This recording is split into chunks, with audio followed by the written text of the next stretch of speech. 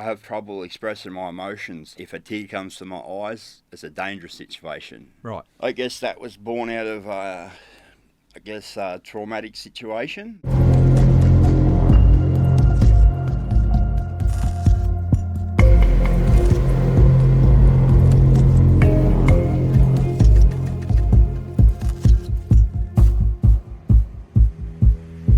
Welcome back to part 2 of my chat with former bikie and maximum security inmate Adam Smith.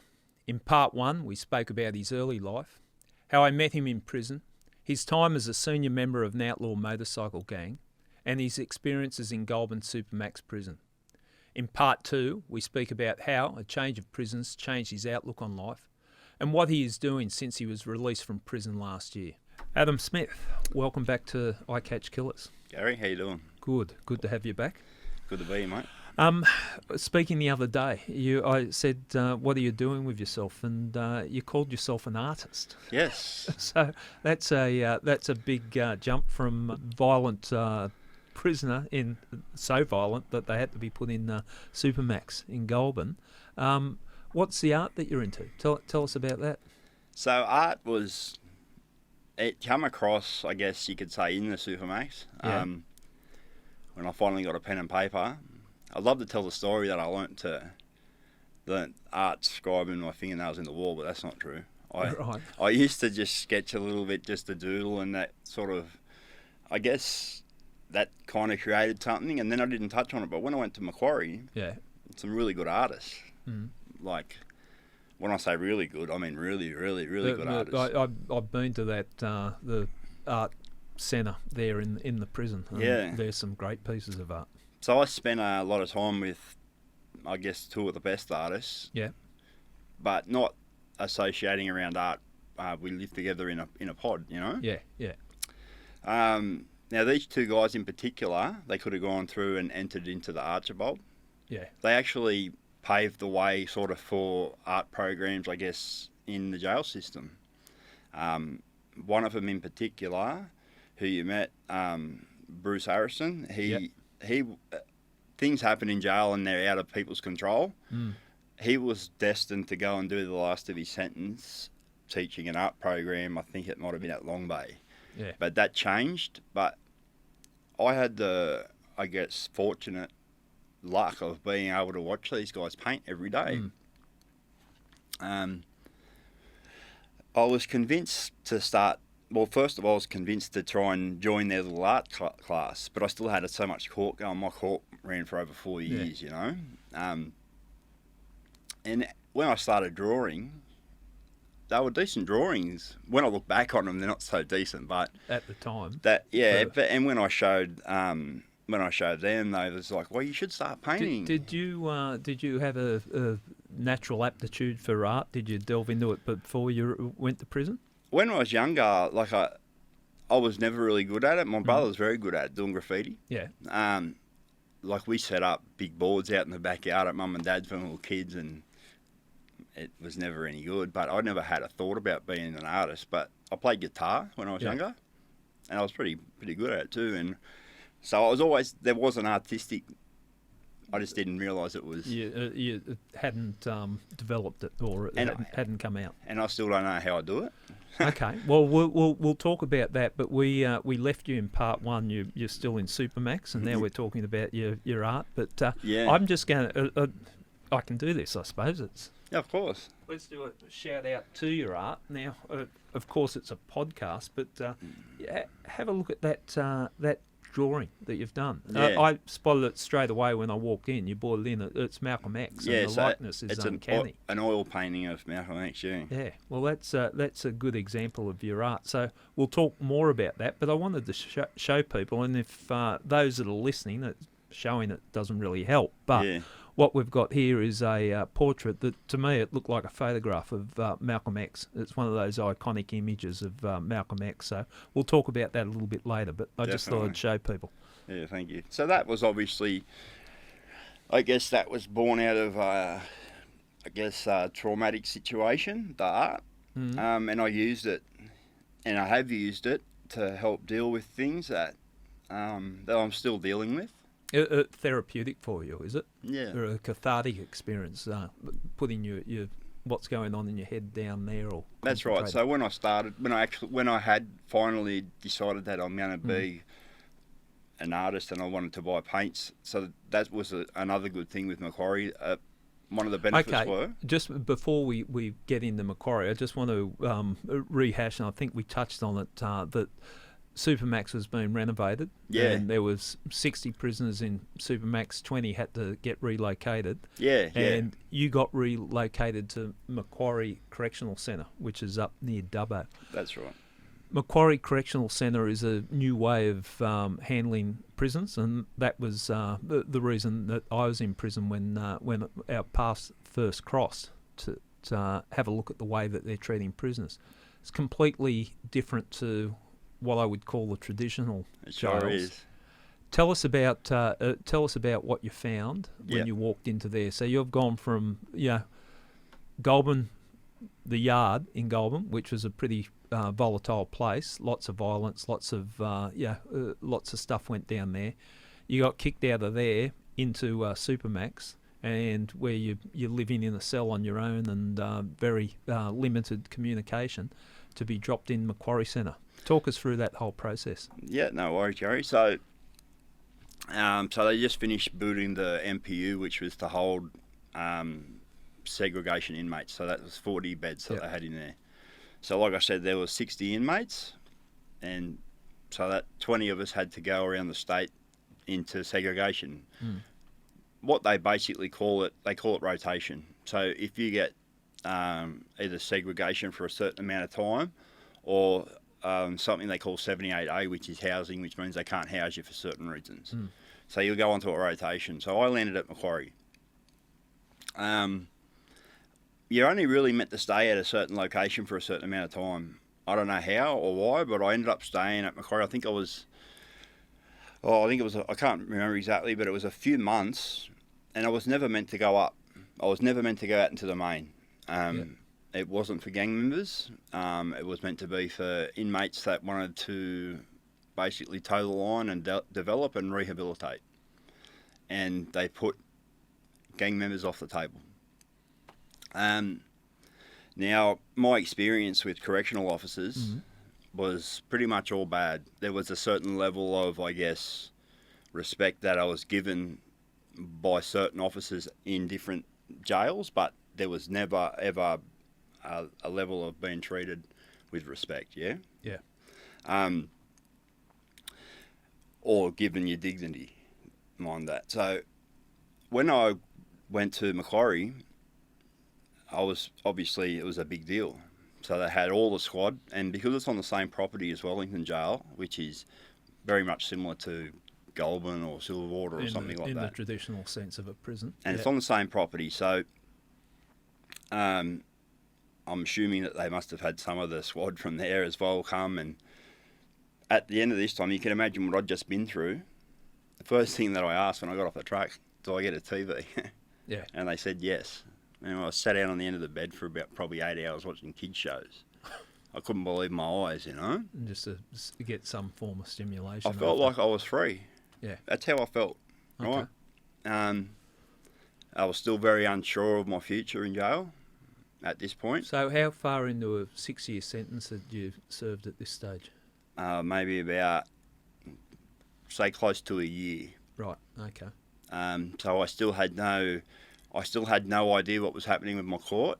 I ended up fighting another 3 trials after my court. Yeah. They just kept trying to get me, but I beat those trials. Brad Peebles, who was the governor of Macquarie at the time, he went above and beyond to give inmates an opportunity. And I think it probably could have cost him his career in doing it if it had gone wrong.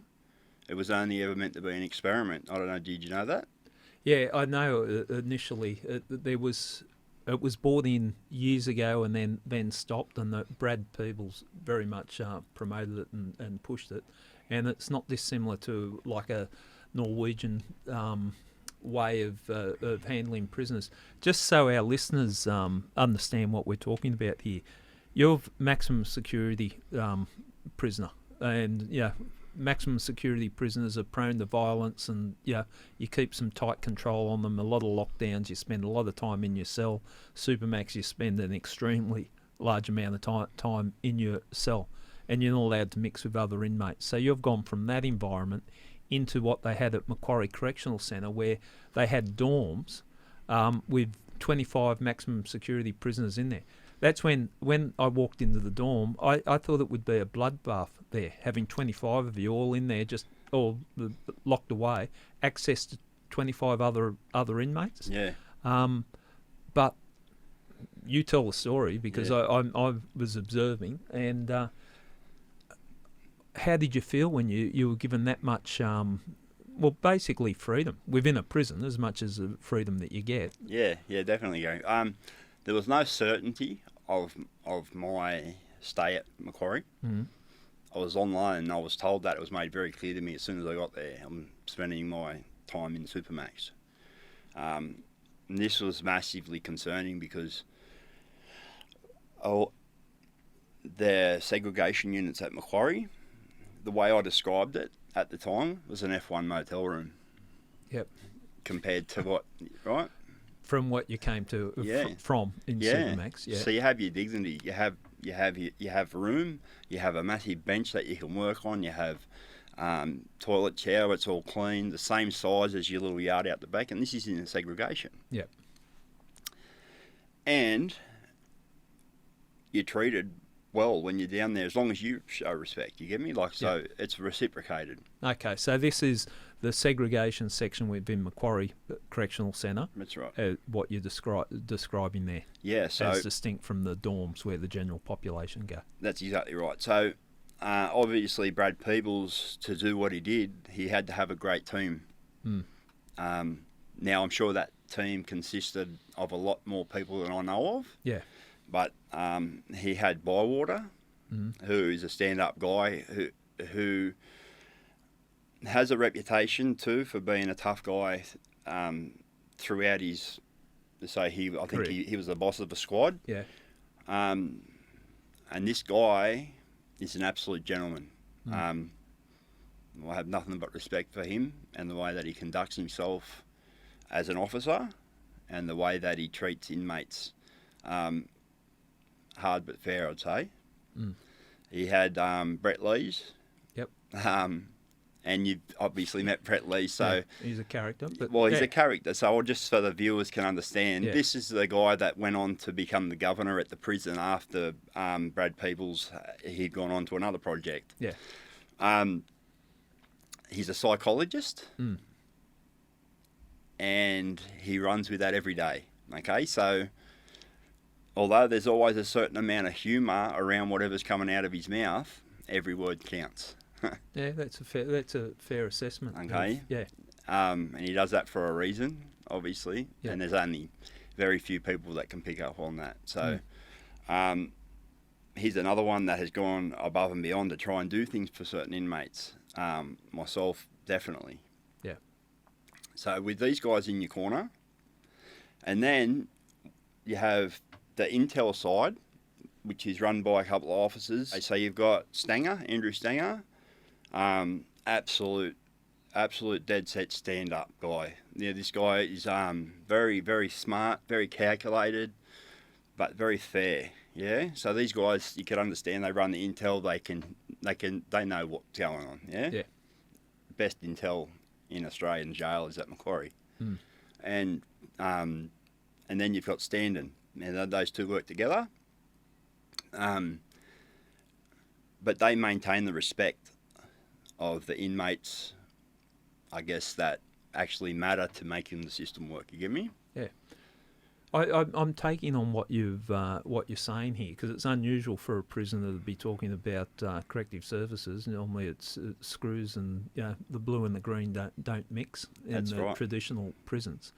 What I saw at Macquarie Centre was that the respect went both ways. Yeah. And it wasn't sort of false respect. It was the corrective services officers that I saw treated the prisoners with respect, and the prisoners were treating the corrective services officers with respect. And It was different to any jail I had been in, and the whole vibe felt different. Yeah. So this creates a little bit of an issue in the jail environment, because then you have people that want to be in this jail, but then they want to make out like they're Mr. Gangster, this, that, and they don't want to respect the officers, this, but they actually do. But they just make out that, so that creates a little bit of an issue. So you've got to sort of put that aside, and just do your own thing. You know, like I said, jail politics are a funny thing.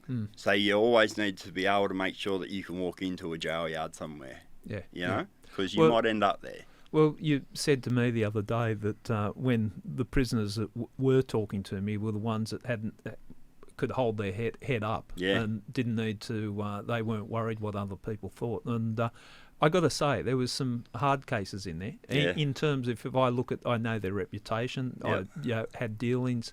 I know what they've done and who they are, and that they'd stand up in any jail. Yeah, for sure. But in this jail, their behaviour was changed, and instead of bridging up, they were communicating and talking. And problem solvers, you know, like so there's a fair few of us that would always have to go out to diffuse something, or just say, for instance, the jail started getting a little bit violent. They'd call a lot of us down to talk to us and say, we need this to change.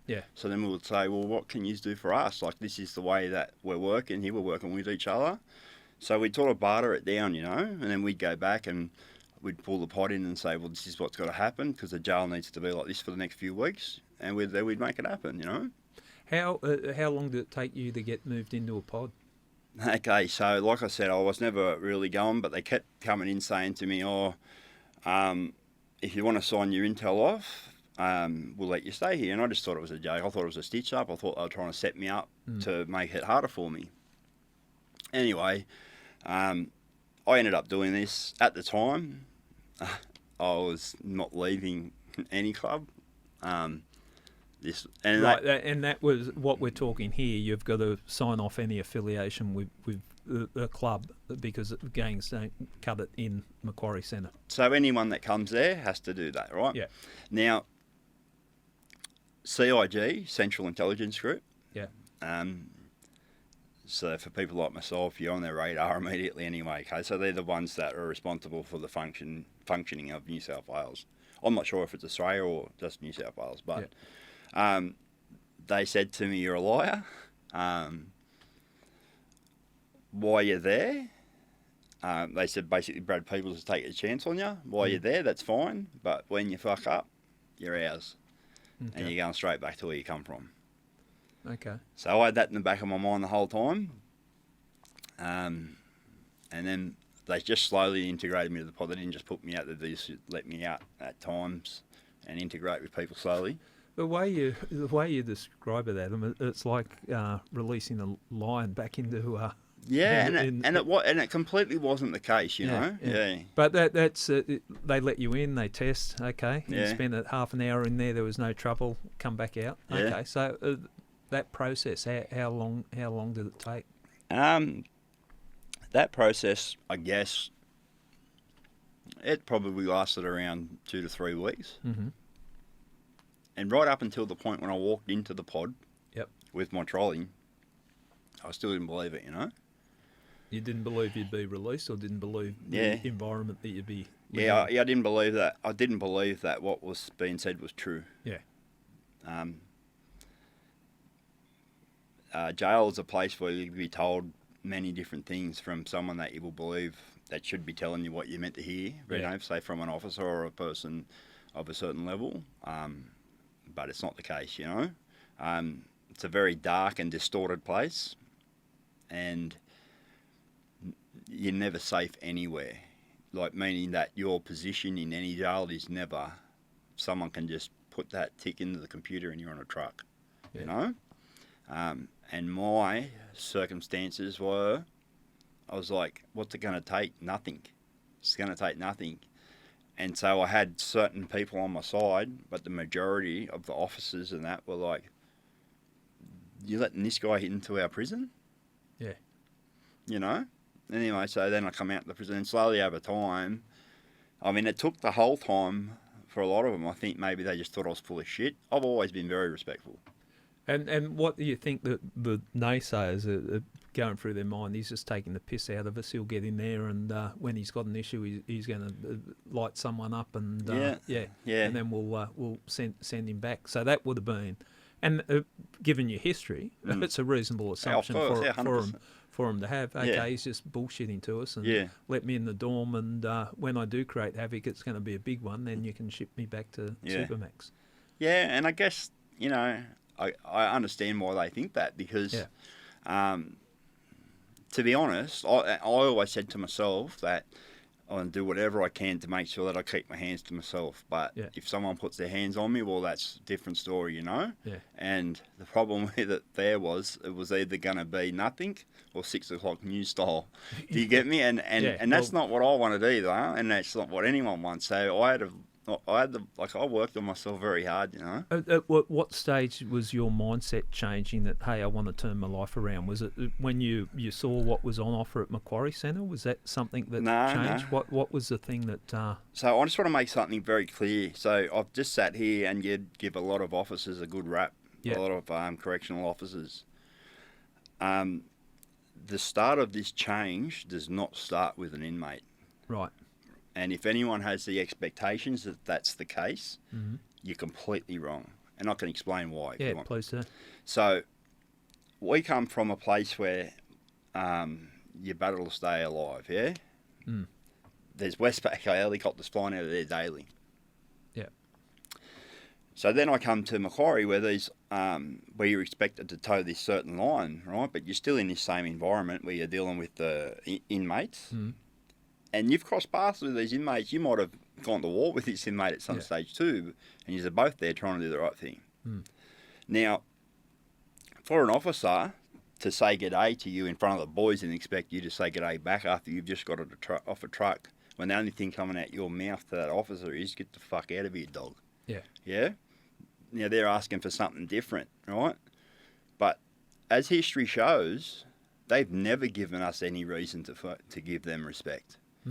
You'd show them respect and it'd be used against you, right? Yeah, hearing you.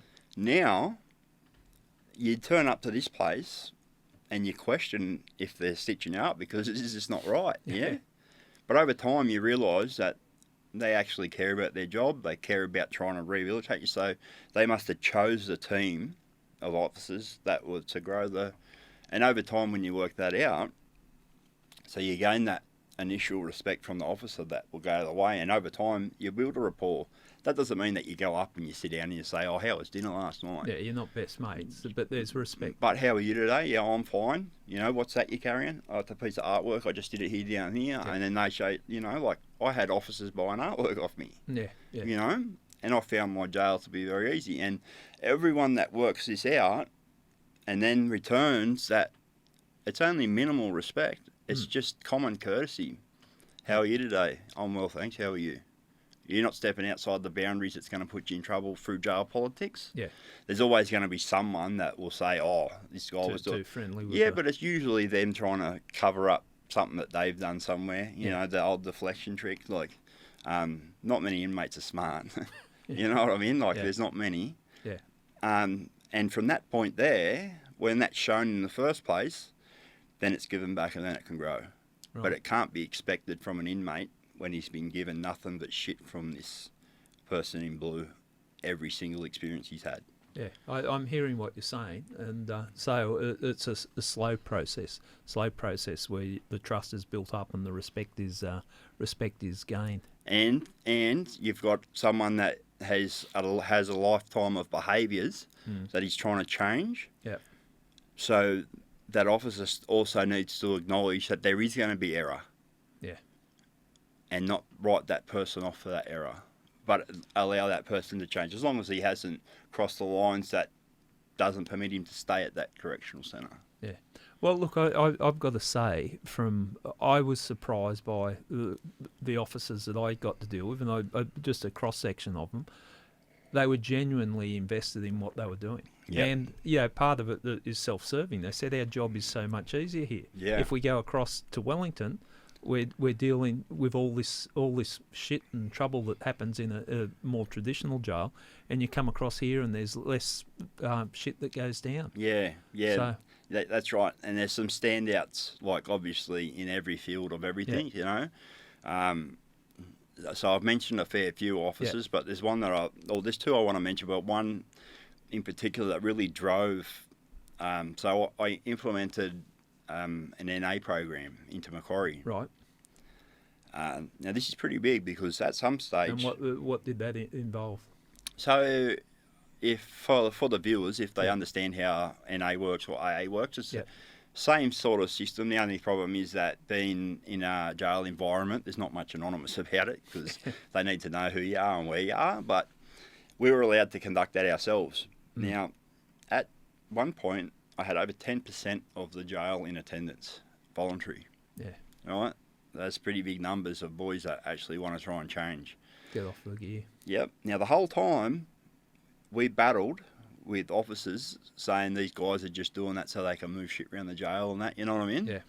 But Elizabeth Sears, right, she was in our corner from day one, right? And the other officers that I did mention before, and they helped to drive this thing. And why I'm pretty sure it's probably folded by now. I hope it hasn't. Yeah. Because it was going to be a massive thing. But Elizabeth Sears, she really drove it, and to a point where they tried to stop it. But there's been a massive response. So we've got boys that have been heroin addicts in full recovery now. Yeah. That's a good thing. Changing their lives, mate. And you mentioned Liz Sears. I can speak about her. She sat where you're sitting. She came on as a guest here, and she opened my eyes to a lot of things about what's going on in the prisons and different ways of doing it. Because I was looking, okay, well, you've done the crime, you do the time. Yeah. Didn't really think much about it. A couple of blokes that have been in have sort of said to me, well, you treat us like animals, we're going to come out behaving like animals. But what Liz explained, what they were doing at Macquarie, it just sort of blew me away. It makes so much sense. That's right. So I want to make it clear about my positioning coming on here today. Yeah. I want people to understand about people that have committed crimes. Fair enough, they need to be punished for them crimes. Yeah. But if they want to change their ways, they don't need to drag that round with for the rest of their lives, right? Weighing them down and forcing them into a corner, given an option to rehabilitate and grow, right? If the public knows this and supports this system, just for example, I'm not going to mention any names, right? But I was in that jail at Macquarie with some heavy hitters, mate. Yeah. I'm talking on the streets of Sydney, and they're big hitters, yeah? Yeah, I know. Very, very big hitters. Yeah. And they're doing the same thing. They're bettering their lives. They're getting away from the rubbish. They want to come out and have a fresh start. They want the best for their kids. They want the best for their grandkids. They've been given an opportunity, and they're taking it and they're using it. And they need to be respected for it. And when they come out into the community and they have a go and they're trying to do the right thing, they need to be given them doors. They need to be shown that they can use what they've done to go and do better and do more. And these guys are really trying. So if the public knows that this system is available, like, let's not forget that we're built on a background of convicts. We're always going to have a jail system, but if we can rehabilitate inmates, especially ones that have been through the ropes, they can come back out and they can be someone to these young people out here, you know? Well, I know some of the people that you're talking about, and in the time I spent there, I got to speak to them, and I was surprised that I was even speaking to them. Yeah. And, I'm not naive, but I thought it was genuine in what they were saying. Definitely. That, instead of, you leave me in this other system, I was angry, but I've seen here, what the fuck, why have I wasted my life? Yeah. I want to turn my life around. And to me, they seem genuine. And I'm not naive. That was the world I understood. But the other thing the prison does, and this is and I had a couple of laughs because the humour's still there, and a couple of laughs at my expense of. Of course. You got to expect that, though, don't you? Were you one of the people yelling out? Anyway, let that go. But there was a couple of funny and weird comments. But anyway, as you'd expect, walking through prison. But they said in those dorms, living in the dorms, where you're picturing an area probably, I don't know, 3 size of a tennis court, for 25 people there. A courtyard out the back where there's some gym equipment. You get to stay out there till 9 o'clock if you need to stay out. And some of the inmates are saying, this is the first time I've been able to see stars for years, because they can sit out there lockdowns at 9 o'clock when they have to come in. You're cooking out there, you train there. The toilets are set up not for bashings. It's a single booth thing, shower and toilet, and people are assigned to it. Kitchenette, barbecue out the back. Now, people might say, well, that's too much luxury for inmates, like with the crimes that they've done. Of course. But what blew me away was the fact that if there's 25 of there and one's been a dickhead, instead of the usual jail, justice where he would have been bashed or shivved or whatever and dealt with, you get a group sit there and negotiate through and go, look, we can't put up with this type of behaviour. Then you actually vote them out of the pod if they're causing too much problems. That's negotiation skills. That's right. The type of skills you need for society. Those little things were the type of things that I took away from it. Yeah, definitely. So this is a perfect time for me to clarify when I told the boys not to talk to you. Yep. So little did you know at that time that I actually had plans to come out here and talk to you. Yeah. To try and to push this, and I want to eventually try and help young people that are going into gangs but beside that point, most people in a jail environment can't handle themselves. Yeah. Right. So essentially, in that environment, we're glorified babysitters. Now, as in the people that can handle themselves look after the people that can't handle themselves. That's correct. Yeah. Now, in another jail environment, we wouldn't be doing that so much because there's no benefit for us to do that. It's only going to make us weak to align with someone that's weak. Mm. In that environment, we're keeping the peace, we're making sure things are working and things are flowing. Now, these guys, if they had to come in and thought that it was a good idea to talk to you, and then they were on a truck tomorrow into Silverwater, and then they got to Silverwater and they said, I was talking to Gary Jubelin. Yeah. Mate, he'd be walking out like a dartboard. You know what I mean? Yeah. So that was the reason that I did that then. So it had nothing to do with people not talking to you. So the boys that did talk to you have enough respect and enough weight within the jail system that they can justify what they did. Yeah. They didn't do anything wrong. The discussion that with you wasn't anything that couldn't be discussed. Yeah. But there was also a side to it. Yeah. And the jail benefited from them speaking to you too, you know? Yeah. Look, it was a difficult thing, and I had no idea what would go on, and it worried me because corrective services had no idea. When I said, what's going to happen? They said, we have no fucking idea when you walk in. But, with the benefit of hindsight, walking in the pod was probably unannounced, and that's why I think then made it be known what I was doing there and speaking to the people. And what you've said too, I was conscious of that because I know I'm going in, but I get to leave, and some of the blokes that were naive and talking to me, I'm thinking this is not a good look. The heavies, the people that I would identify as the ones that can hold their own, felt more than comfortable talking to them, because I knew it's not going to come back on them. There was a few people, so I understand what you're saying, and even that incident we're talking about where you were telling them, not to pull back, and it was fairly obvious that I wasn't well liked in there, but I was worried about a couple of people that were, and thinking, what the fuck's going to happen after I walk out? That we're talking. So I respect it, and my mistake there. That's your home, and I've just walked in there, walking around in the yard or at the gym, the oval, whatever. That wasn't as bad, but that was walking into your home. So didn't make that mistake again. No, but I think it was a good thing that you did. I mean, obviously, say you've had both sides. Yeah. And I mean, I remember hearing one of the boys about you saying that you were a copper, but now you've been charged and you want to jump on our side now and you want to do this, right? Yeah. Now, we're human beings. We adapt, right? Why do you think that we can go into a yard like the yard at Goulburn and survive. Yeah, yeah. Why do you think our grandfathers went to war and slept in trenches full of blood? We're humans. We adapt to every situation. Yeah. You had to adapt, so you adapted. Yeah. But you're doing good with what you took from that. Yeah. So back in that position, I don't think you had the opportunity to see our side because you're a police officer. Well, that's I own this, and my thing was, I used to lock people up, get given another case, and then follow that case, and then and I wasn't thinking what happened behind the yard, or behind the gates. But no, I think it was an interesting experience, and I also went into Wellington, and the attitude was completely different when I'm walking around there. Yeah. Well, not still the comments, but a little bit more intense and intense when I was in there. But yeah. So you can understand why, though. Oh shit. So there's a difference. So those boys have to make comments. Yeah. You get me? Yeah. They see you walk past. They're in a yard. They're in a stand-up yard. Yeah. They have to go, hey, cop a dog, keep walking. Yeah. Because if they don't, it's always going to turn around and go, oh, what are you, fucking copper lover? And then the rest of the boys hear it, and we're talking about some weak minds.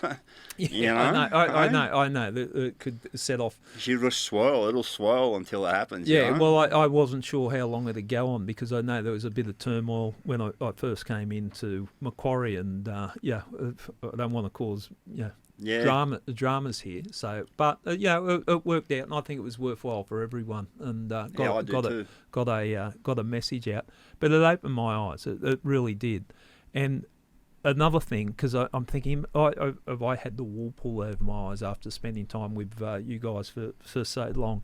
But I spoke to a person who'd lost his son in a murder, and he made the point. Ken Marslew, it was a bad one, armed robbery, where his 19-year-old son was shot during a robbery at Pizza Hut, and no need for it.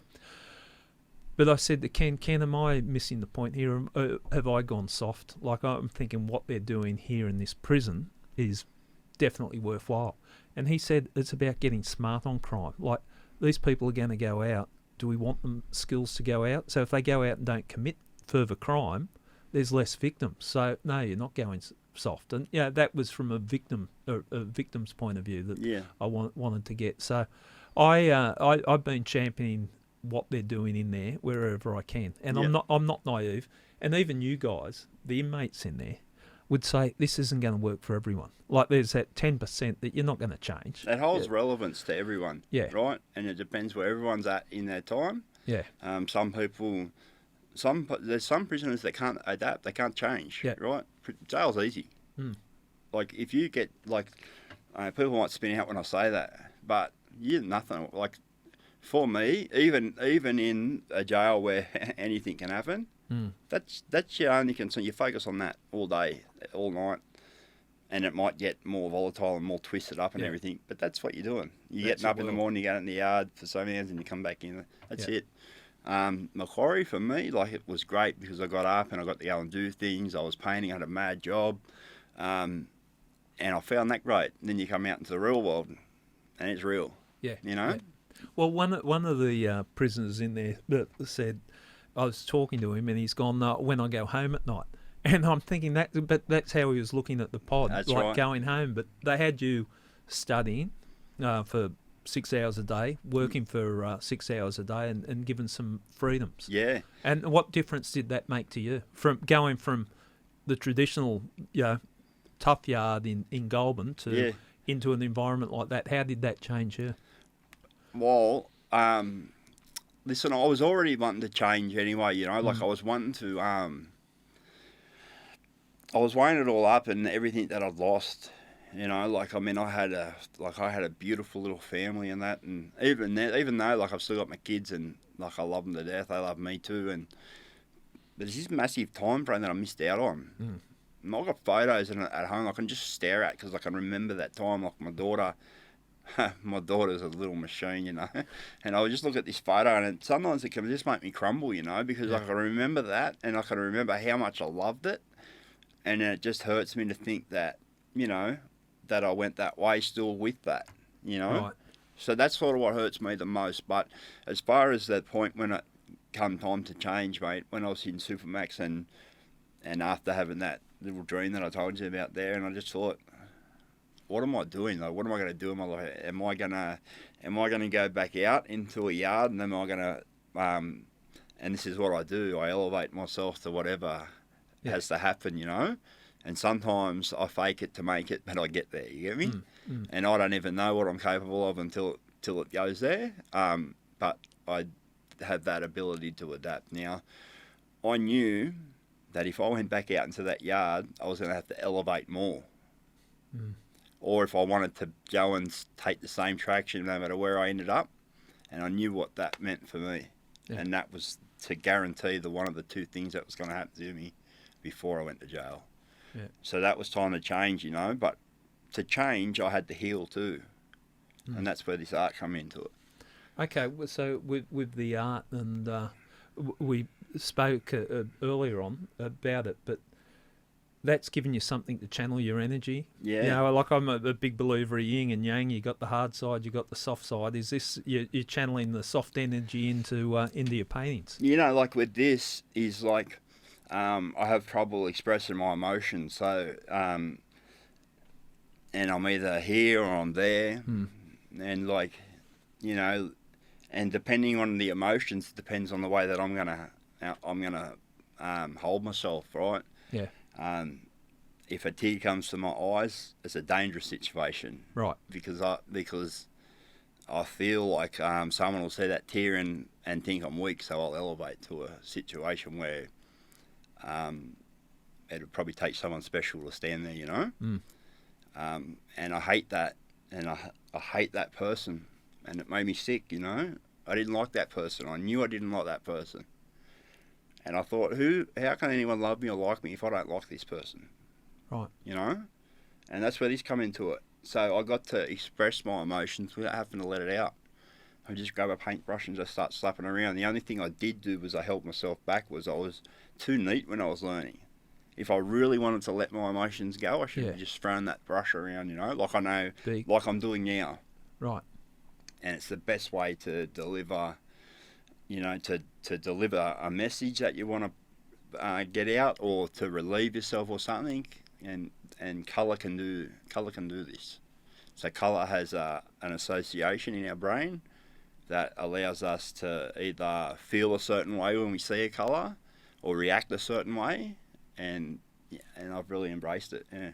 I can see how you're talking now, the calmness that comes across where you're talking about your art. So, is that you're making or striving to make a living from your art? Is that what you're doing? I would love to make a living from my art. So, like I told you that I've been studying and everything, and I would love to get into juvenile corrections. Okay, tell us. We've had a chat, but it wasn't on mic. Tell us about what you're studying and what you're doing there. Okay, so funny story. Me and an old enemy from a different gang. Yeah. We did a Cert 4 in youth work together at the jail. Right. Okay. So the old couple. They used to use me every time a new gang member would come. They'd get me to go down and talk to them. Yeah. To try and explain the way the jail is. Anyway, so the day I had to go down and speak with this lad, we ended up becoming so close. It's like, and I got a lot of love for him, you know. But back on the streets of Mount Druitt, things used to be very different, you know. Yeah.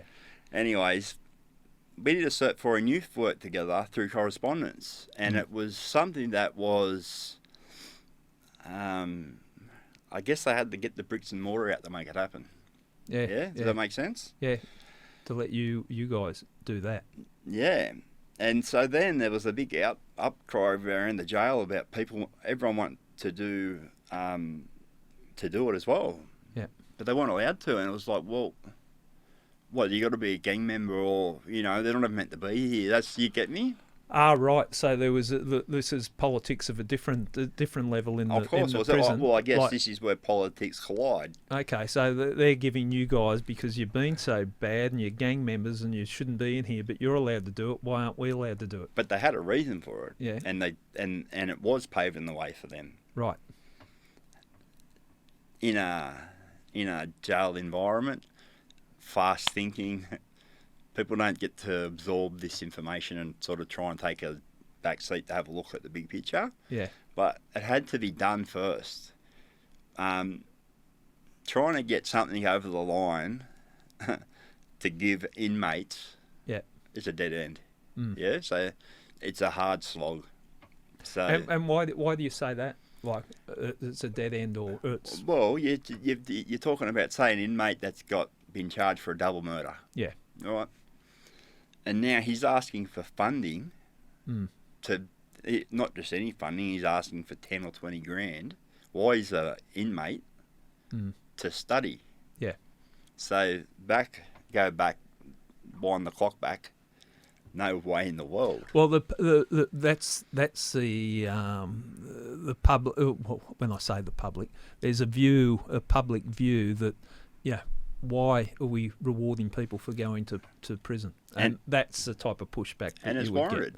Get. Understandable. Counter argument to that is that, if I look at it this way.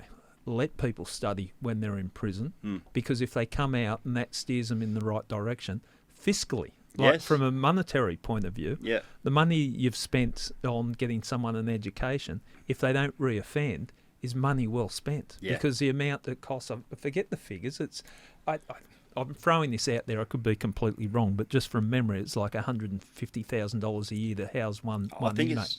From memory, I think it's 171 or 161,000 a year. Yeah. And then on top of that, basically every time an inmate gets on a truck, it's like $1,100 or something. Yeah. So it's a revolving door. So and the police and the impact it has on victims and the victims of crime. That's right. To me, putting money in to help educate people, I don't think it's soft. As Ken Malzo said, it's not getting soft, it's getting smart on crime. That's right. So now, inside Macquarie Correctional Centre, they run a traineeship, which is essentially a diploma. Yep. But workplace engagement, so the guys get to go down with the SAPOs and do their work hours. Yep. So while they're inmates, they're actually getting out with a diploma, work qualified to go and do work in the community services field. So now it's implemented into the jail system. To me, it makes sense. The trick is where you go from that jail system, and you were talking about it. You were scared of getting out of jail than you were going into jail. Yeah. Talk us through that, because I don't think people realise how terrifying it can be when you're used to an environment and all of a sudden, being released into the world. Yeah. Yeah. So, so it's really tough, I guess. I guess if you want people to succeed in life, you have to take a chance on them anyway. I think some of the hardest things for people to get their head around when you see someone that's been broadcasted over the news, and let's face it, they have to sell papers, right? Yeah. So let's just say inmate A, for example. Now, say for instance, the news get a hold of this guy going in to do 1, 2, 3, but the papers have said 1, 2, 3 back then. And so there's a massive, a confliction, right? And people are like, but hang on, why would you let that guy do that when he's done this out here? You've got the headlines and, But see, then these guys go and do this, and they're given that opportunity to go, do you know how many people that have left Macquarie Correctional Centre and are succeeding? Yeah. They're actually succeeding. So by me coming on here and talking is to get that message across. Yeah. So right now I'm still doing a diploma. I applied for my working with children check while I was still in custody. Yep. It got knocked back. Right. I don't have any domestic violence crimes. I've all my crimes and that's all club related. Yeah. Not excusing any of it. Like my crimes are my crimes.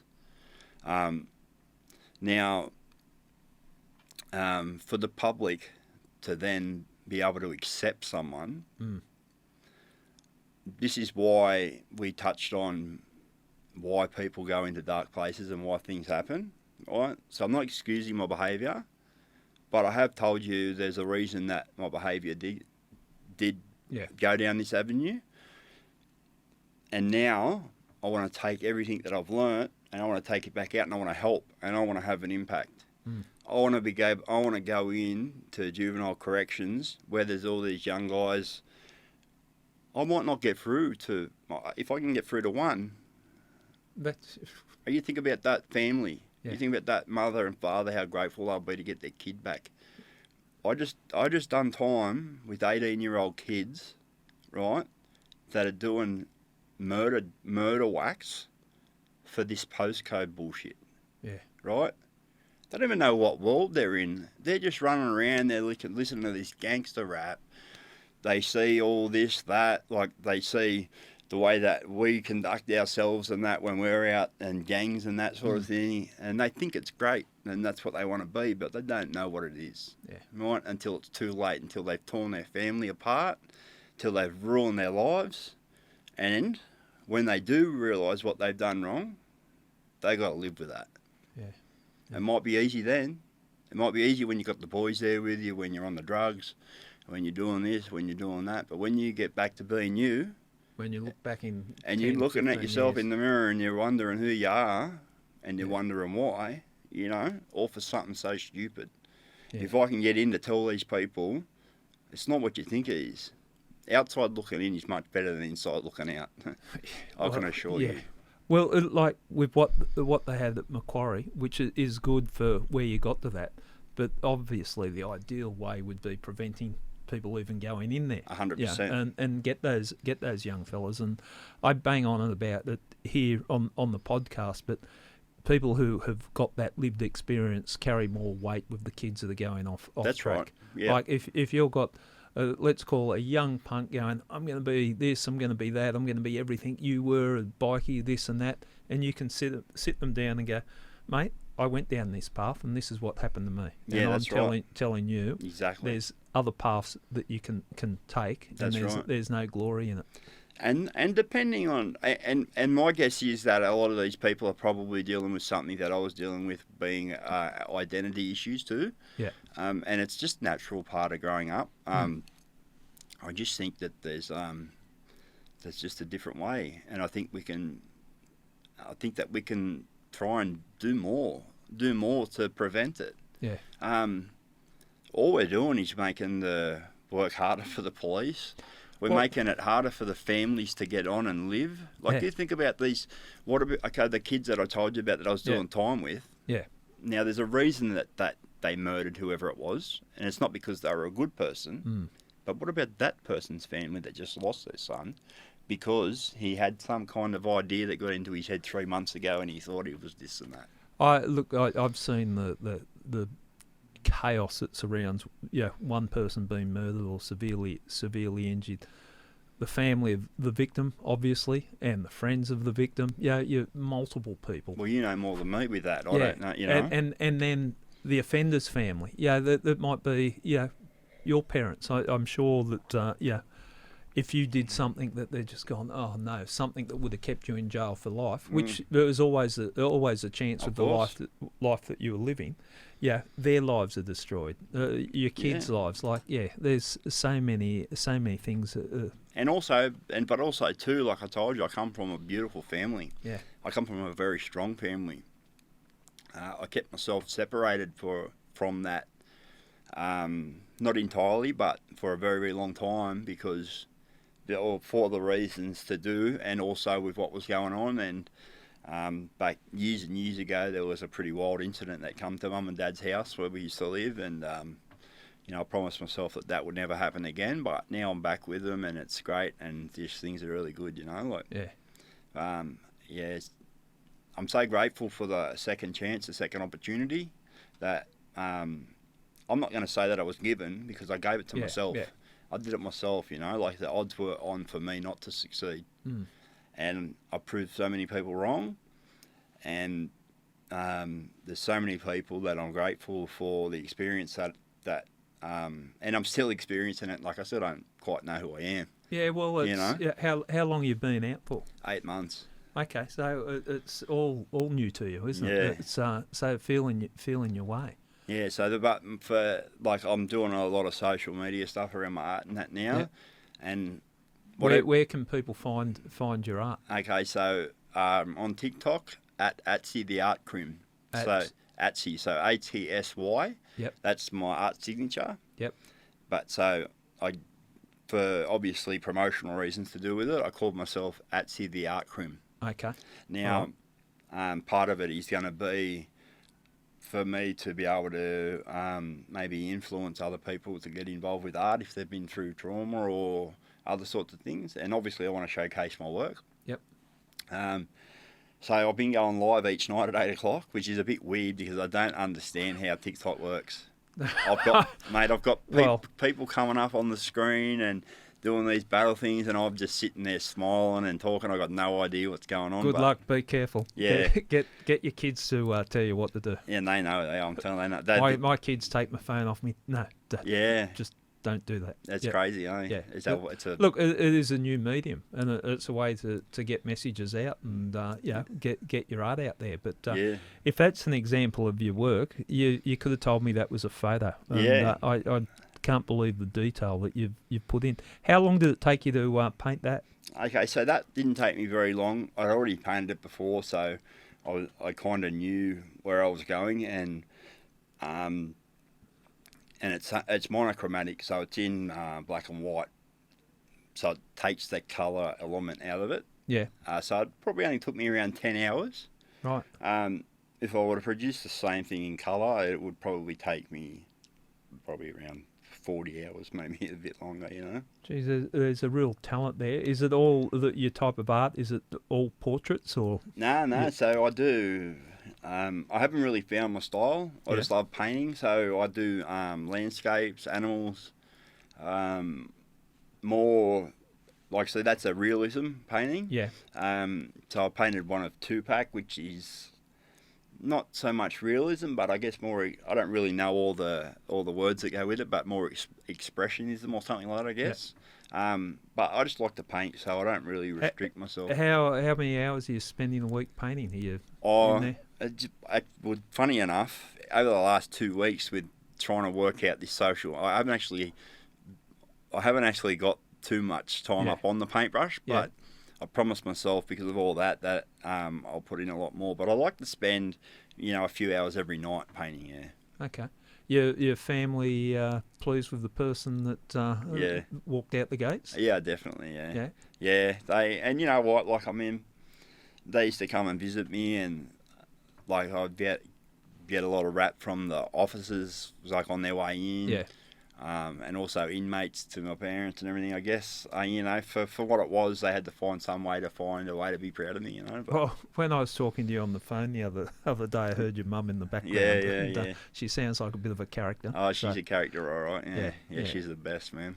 Well, I appreciate you coming on here, and we both talked about it, the messaging that we wanted to get across, and that was very much about a different way of doing the prison system. Yeah. But with this podcast, we love stories of redemption and turning your life around. And, that's right. Yeah. I think full credit to you, and I genuinely mean this. I hope, because it's not long that you've been out, I hope you can stay on the journey. Yeah. And enjoy your life. Yeah. And it's better on the outside. Oh, 100%. Yeah. I just want to say too, so if any inmates or anyone's, if they're getting out and they're struggling, you can send me a message on my TikTok, whatever, and I'll do whatever I can to help you if you need some advice or someone to talk to. I think that's a good idea. Again, someone that's experienced it, and I've spoken to people without giving up names that have known you and said that you're heading in the right direction. So it's been good, and I've had the support to go with it, and it's a good feeling, I guess, because to get that support, I had to prove myself too. So it didn't just come from nowhere. So. Well, there's one other officer that I just want to give a bit of a rap. Yeah. So Carney, she's left the corrections now, but she used to go above and beyond for the boys as well. So yeah.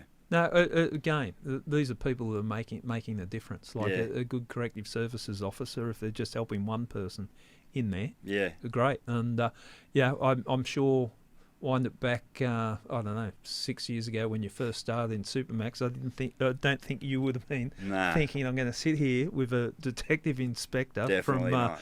Gang Squad talking about corrective services officers that are, but it's people. been great to be, Gary. I appreciate it. No, well, I appreciate you making the effort. So all the best for the future. Thank you, mate. Appreciate it. And I'd just add, if people want to find out more about what went on in Macquarie Correctional Centre, the podcast episode Breaking Badness it goes into great detail, the type of thing that Adam's been talking about, and really give you a sense of what goes on in that prison. Thanks, guys.